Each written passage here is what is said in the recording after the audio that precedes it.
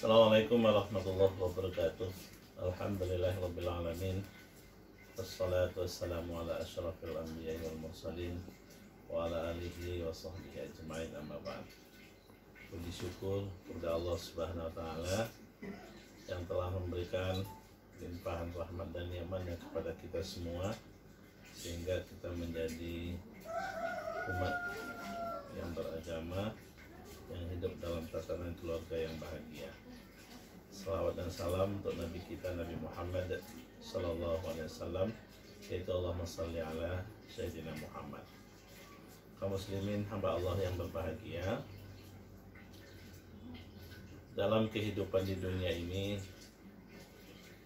yang merupakan sebagai kehidupan yang bebas, maka untuk itu kita perlu punya acuan, punya pedoman, punya pegangan dalam semua lini kehidupan. Kalau tidak ada acuannya, tidak ada pegangannya, kita berjalan tanpa arah.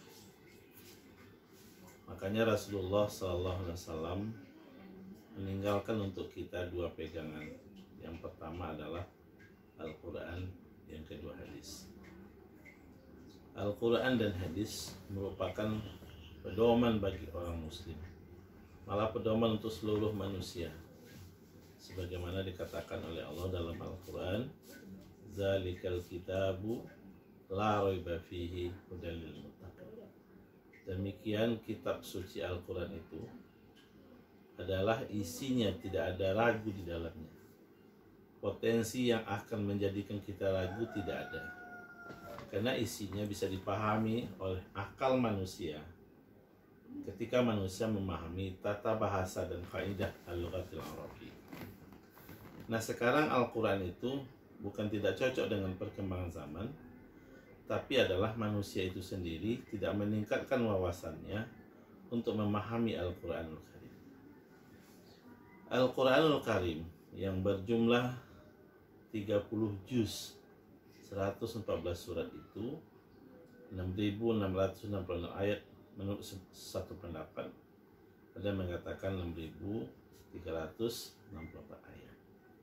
Kaum muslimin hamba Allah yang berbahagia, salah satu poin kajian kita adalah tentang perintah Nabi, zayyinu buyutakum bil Quran, hiasi olehmu rumah kamu dengan Al-Quran. Dalam sebuah hadis dijelaskan di situ bahwa rumah kita ini adalah merupakan, kata Nabi, baiti jannati, rumahku adalah surgaku. Bagaimana umat muslim menjadikan rumahnya sebagai surga, sebagai tempat menanam kebaikan? Nah, ini perlu ilmunya. Kalau umat muslim itu tidak memiliki ilmunya, maka rumahnya hanya sekedar tempat tidur, tempat istirahat, makan minum, sudah selesai. Padahal bukan begitu. Nabi katakan, baiti jannati, rumahku surgaku. Artinya tempat kita hidup yang nyaman, yang bahagia. Nah, agar rumah kita itu bahagia, salah satu riwayat kita baca, apabila di sebuah rumah itu dibaca di sana Al-Quran, al-bait, rumah yang di dalamnya dibaca Al-Quran, yang pertama yang akan dia peroleh adalah malaikat turun ke rumah.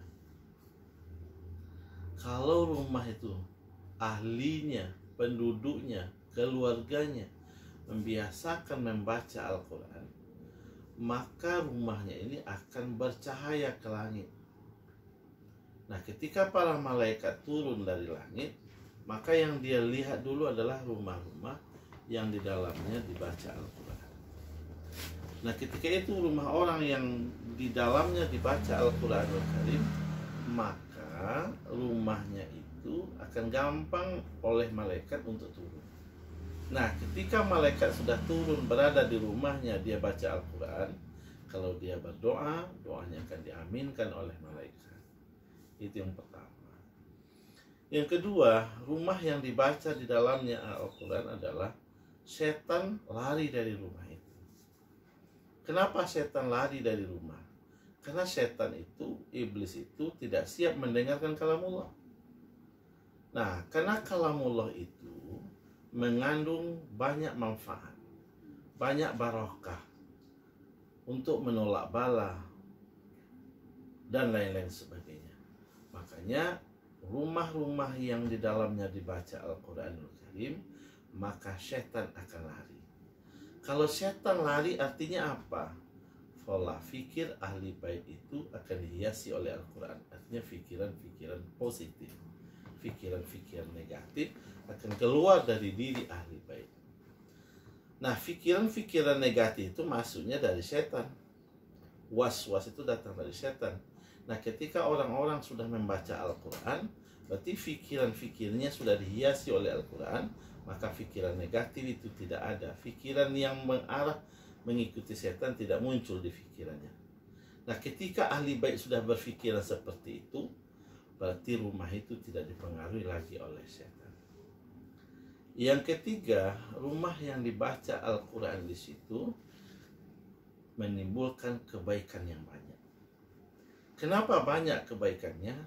Karena orang yang membaca Al-Quran saja, kata Sayyidina Ali, kalau dia baca Al-Quran dalam salat, satu huruf pahalanya 100. Kalau dia baca Al-Quran itu sesudah salat, tapi masih di tempat duduk, tempat sajadah dia duduk salat, pahalanya satu huruf 50. Kalau dia baca pindah tempatnya, satu huruf pahalanya 25. Kaum muslimin hamba Allah yang berbahagia. Nah, kalau dia membaca Al-Quran itu rutin, itu barokahnya luar biasa. Nah, itu membaca saja sudah dapat pahala. Apalagi kalau membaca Al-Quran dengan tadabbur maknanya, memahami mana-mana Al-Quran. Ketika seseorang sudah membaca Al-Quran dengan memahami maknanya, maka akan masuk ke dalam pikirannya ilham, bisikan-bisikan positif. Nah, ketika bisikan-bisikan positif sudah ada di pikirannya, maka akan muncullah pikiran-pikiran positif. Pikiran-pikiran positif itulah yang akan mendorong orang berbuat baik. Bagaimana kita lihat orang nggak mungkin bisa berbuat baik kalau pikirannya tidak baik. Kita lihat contoh maling. Orang maling itu kan tidak langsung maling, kan pikir dulu. Nah, kenapa dia berpikir maling, pikiran negatif, pikiran dosa? Karena dia jarang baca Al-Quran. Nah, ketika dia membiasakan membaca Al-Quran, maka kebaikannya akan banyak. Itu 3 manfaat dari membaca Al-Quran di rumah tangga. Oleh sebab itu, maka Nabi mengatakan, hiasilah rumah kamu dengan membaca Al-Quran. Luar biasa. Terima kasih. Assalamualaikum warahmatullahi wabarakatuh.